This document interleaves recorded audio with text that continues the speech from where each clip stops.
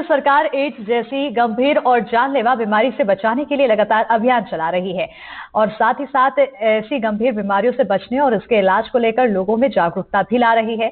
इसी के तहत अब आगर मालवा में सार्वजनिक स्थान पर कैंप लगाया गया, जिसमें लोगों को HIV एड्स जैसी बीमारी से बचने के लिए उपाय बताए जा रहे हैं और इसकी निःशुल्क जांच के साथ लोगों की काउंसलिंग भी की जा रही है। रिपोर्ट देखिए। एड्स जैसी गंभीर बीमारी आमतौर पर इसलिए सामने नहीं आती है कि लोग उसकी जांच नहीं कराते, वो परिणाम सामने नहीं दिखते। अब यहाँ जिला एड्स नियंत्रण समिति के माध्यम से कैंप लगाया गया आगर मालवा में, जो एड्स के पेशेंट की जांच कर रहा, आम लोगों की जांच वो कर रहे हैं किट के माध्यम से और उससे डायग्नोस कर रहे हैं अलग अलग स्तर पे, किस तरह से अगर कोई एड्स की बीमारी है या किस स्तर पे है तो वो जांच करने की कोशिश करें। आगर मालवा की अगर बात करें तो यहाँ पर जो जिले में जनसंख्या लगभग 5 लाख के आसपास है और उसके मुकाबले में करीब 200 एड्स पेशेंट आगर मालवा जिले में।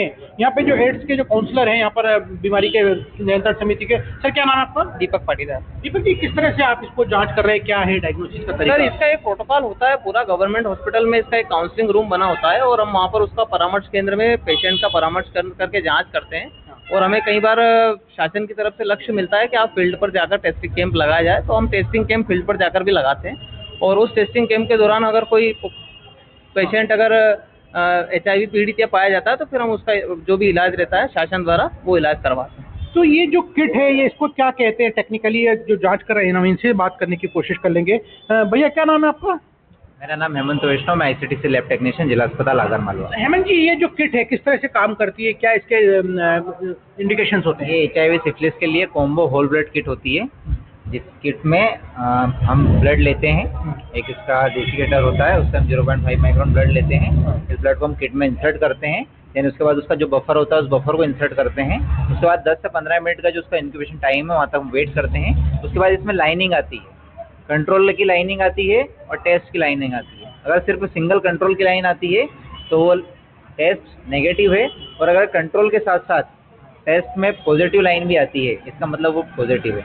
फिर हम उसको यहाँ से बता के और उनको फिर हम ICTC केंद्र बुलाते हैं, वहाँ पे उनकी काउंसलिंग होती है। वहाँ पे फिर उसकी फर्दर एडवांस टेक्निक के द्वारा 3 अलग अलग मेथड से टेस्टिंग होती है, तब कहीं जाके फिर हम उनका आगे ट्रीटमेंट करवाते हैं। एक मरीज भी यहाँ पर आए हैं, मरीज से नहीं करने का मतलब एक आम आदमी है जो टेस्ट कराने के लिए आया। क्या नाम है आपका? राजेश सोलंकी। राजेश, किस तरह से लाभ आपको मिल पा रहा है? कुछ आपके लिए क्या लग रहा है, कोई चैलेंज, कोई डर जैसा? नहीं, कुछ डर नहीं। अगर कुछ जांच में कुछ पता चलेगा तो उसका आगे इलाज करवाएंगे अपन, और सहयोग मिल रहा है सर का। तो डर जैसी कोई बात नहीं है और जांच कराने के लिए लोग आगे आ रहे हैं, कुछ और लोग भी क्यू में लगे। आपका क्या नाम है? नीरज श्रीवास्तव। नीरज, आप जांच कराने के लिए आए, आपने मन में क्या है, कोई शंका शुबा कुछ है आपके बीमारी की? शंका नहीं, ऐसे ही सभी ने कराई तो अपने भी कराई, सुरक्षा के एतबार। सुरक्षा की तो सबसे बड़ी बात जो है, सुरक्षा जरूरी है और जागरूकता जरूरी है। अगर इसी तरह से अन्य बीमारियों की भी कैंप लगाए जाए तो जो गंभीर बीमारियां हैं, जो मौत तक इंसान को ले जाती है, उनसे बचा जा सकता है। आगर मालवा से कैमरा सहयोगी रोशन बैरागी के साथ जफर मुल्तानी, NDTV।